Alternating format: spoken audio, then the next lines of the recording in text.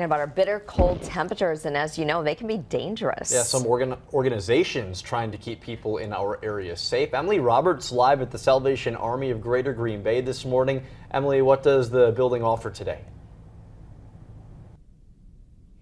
Tammy Emerson, of course, a place to get warm, but also blankets, hats, mittens, hand warmers. You can see some of that behind me here on these tables. Even just a hot cup of coffee to try making the day a little bit easier.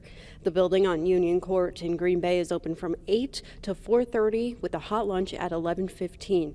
The warming center opens anytime the actual temperature or wind chill hits 0 degrees or below. Director of Social Services Becky Darrow says anyone can help by donating blankets and hand warmers because this is when the community needs them the most. Giving them things, giving them resources, giving them care and compassion.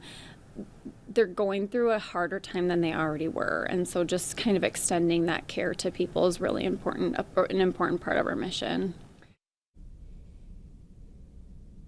Some other options to warm up throughout Northeast Wisconsin. You can see locations in Winnebago County, like many public libraries and the State Street Center in Oshkosh. In Allegheny County, more public libraries, plus the Fox River Mall. Mall doors open at 10 this morning. And warming centers are available for anyone. People experiencing homelessness, families without a working heater, people working outside. Back to you.